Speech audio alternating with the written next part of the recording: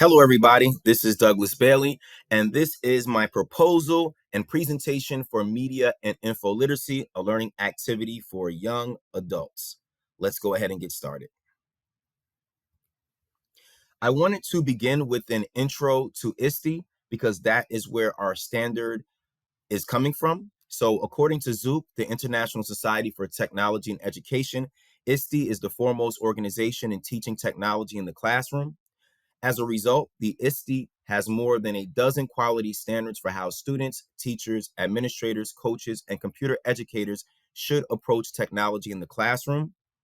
So, the ISTE standard that we're looking at today for educators is 2.3 citizen.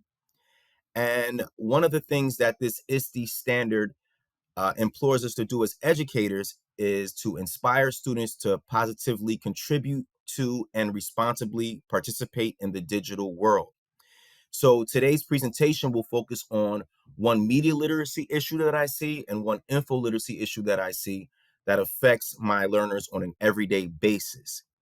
And social media has become the primary source for how my students communicate and receive their news. So those are the two things that I'm focusing on within social media, communication and news. So issue number one highlights empathy on social media. In conversations with my students about ongoing conflicts, the facilitator of many of these harmful situations is social media applications such as Facebook and Instagram. Some young adults use these applications to tease, disrespect, and antagonize other peers in harmful ways.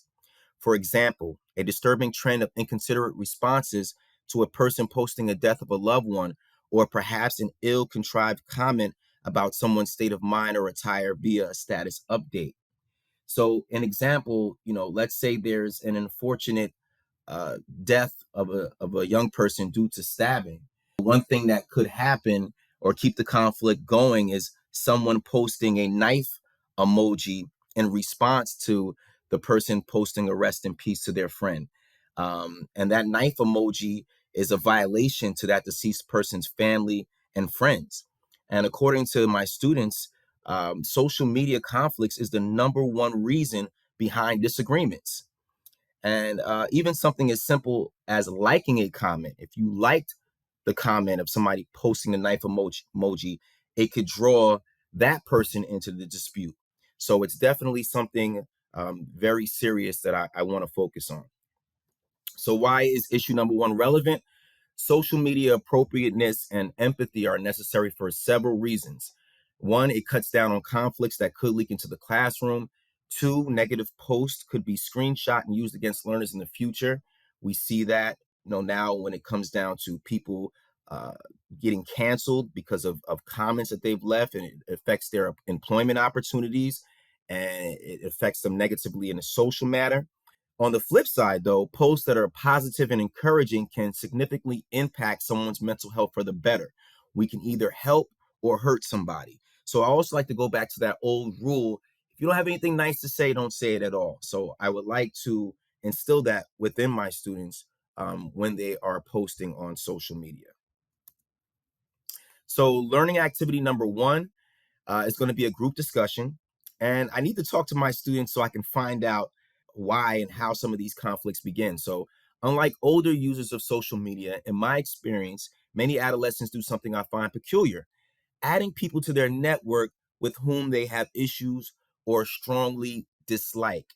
And I'll never forget seeing one of my students leave the classroom one day screaming at his phone. He was on some type of FaceTime application.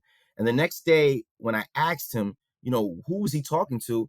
It was somebody that he had a conflict with. And he was friends with this person on social media. So I want to break the ice by talking to my students about their social networking experiences without judgment. Questions will include: have you been a bully online or been bullied by someone online? Have you ever posted something that you regret? Or have you ever seen posts by other people on your timeline that have been disrespectful? Just so we can start the conversation on how some of these things begin and be more solution oriented on how we can stop some of these conflicts before they spin out of hand. So, compassion challenge: spread love, it's the human way. I want students to write something positive, motivating, or inspiring to the following three posts. One is going to be to a stranger, one is going to be to a friend, and lastly, one is going to be to a family member that has posted on social media and they're going through a tough time. The examples presented are fictional, but they may reflect some of the trials people choose to share on their timelines. Let's be courteous and supportive. So, first and foremost, we're going to look at a stranger. Her name is Chanel, and she's talking about science class.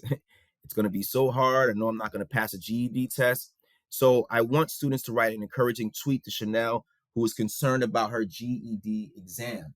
Chanel is a stranger, but even as strangers, I want my students to know that we still have some common bonds and we still have to connect to people online respectfully, even if we don't know them. So, being that my students are in the same boat, taking their GED exam, maybe there is some encouragement that they can provide to Chanel. Second scenario is going to be to a friend, somebody that you actually know. This is Josh. His girlfriend just recently broke up with him. Josh suffers from depression and anxiety. He's going through some things. So, for this particular scenario, students can have a choice whether or not they want to just make a public comment on Josh's page, or whether or not they want to send him a direct message, also known as a DM, if it's something a little bit more personal. So, I would like for students to keep in mind that even friends go through situations and they might need a little bit of motivation to push throughout. His hashtag of dead inside definitely causes some concern for me as well. So this exercise, these learning activities also fall into components of social emotional learning. We do have a therapist that comes to our program once a week to talk to our students. So I would definitely transition this activity into other portions of SEL that we can use to help assist our students. And the last scenario that we have here is a family member. And here I am portraying the role of Trey, who is a teenage student whose best friend was killed last week in a horrific shooting. What's up, y'all? It's Trey, man. Y'all, I hear everybody hitting me, man. I ain't been to school for a couple of days. Y'all know what happened last week, man. I lost my best friend, Rick, yo. Y'all know what it is, man. I don't even know, man, how I'm feeling, yo. I can't think about schoolwork. I can't think about nothing, yo. Like, I just be feeling like I'm ready to crash out. You know what I mean? And unfortunately, this is the reality for many of my students. We have to understand that these occurrences should not be normalized, but a lot of students become desensitized, develop signs of PTSD, and sometimes completely shut down. So, depending on how the student is, some students are very transparent, some students are more silent. In this situation, this student that I'm portraying, Trey, he is transparent. He's letting us know that he is having feelings of wanting to crash out, which is a term that I've heard from students before when they feel like the walls are closing in on them and things are just not getting better. The death of a friend could be something that is extremely traumatizing to a student. There have been deaths that have happened within the time of me working at my program that have literally shut down the school day. It's very difficult to get students to learn when they're dealing with these social and cultural issues.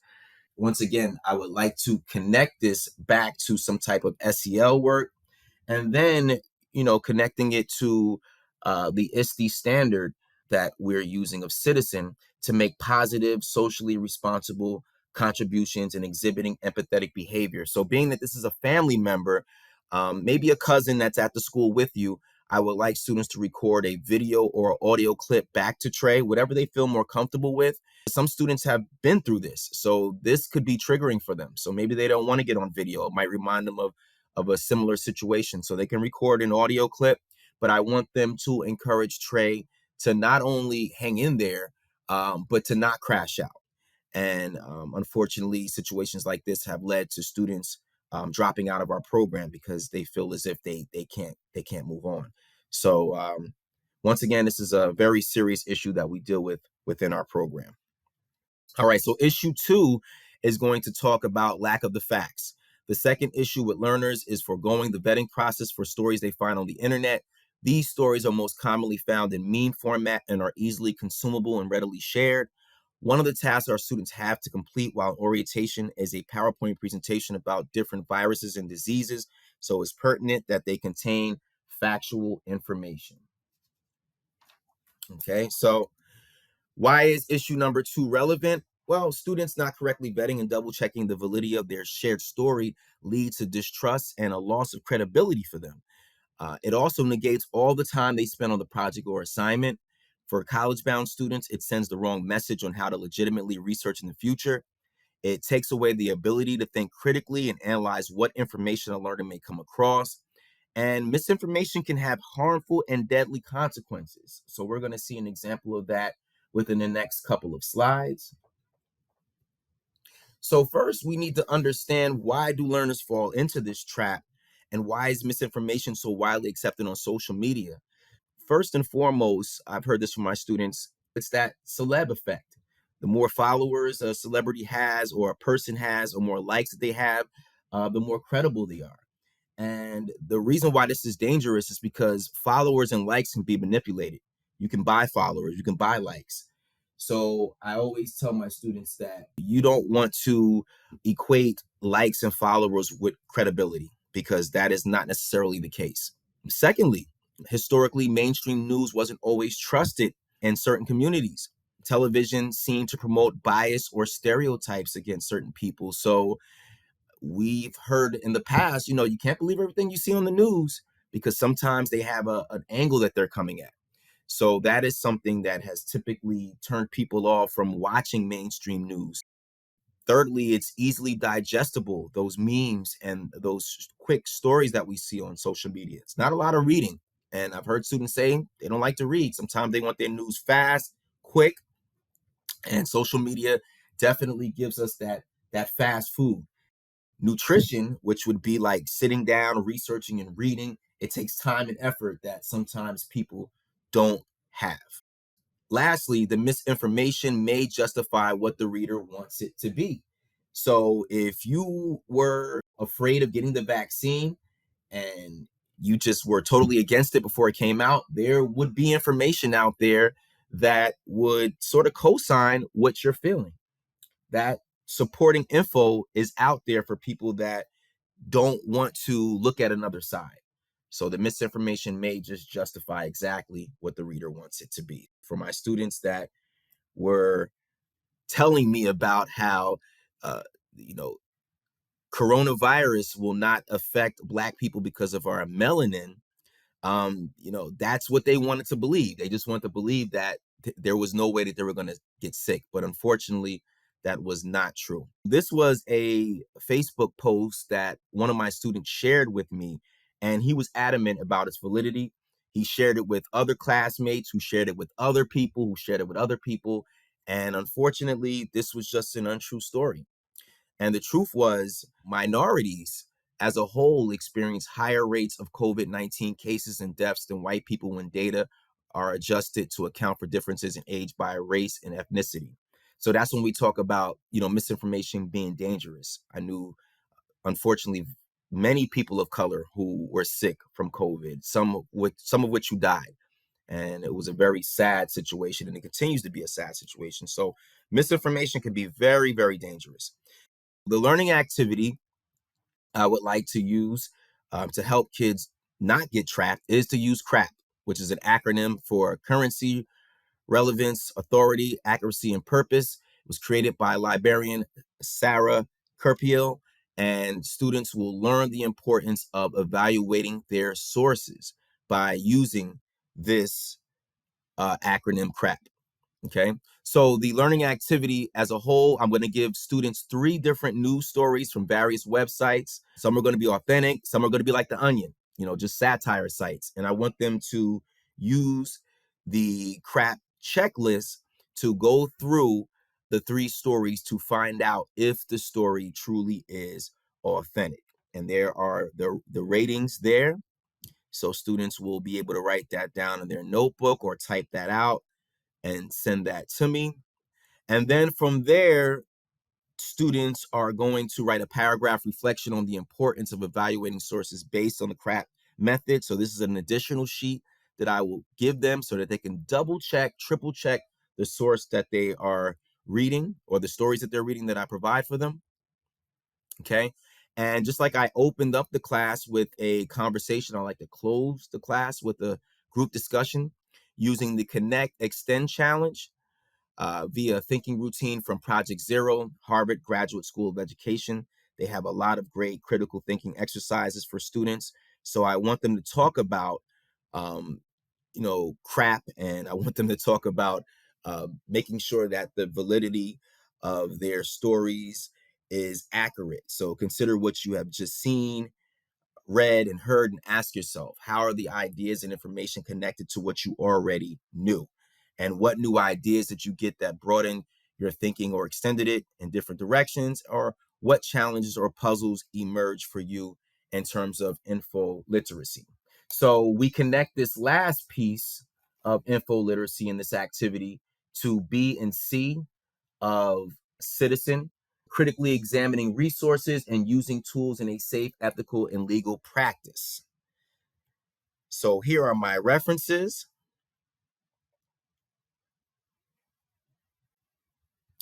And I want to thank you for watching my presentation and proposal for media and info literacy. Take care.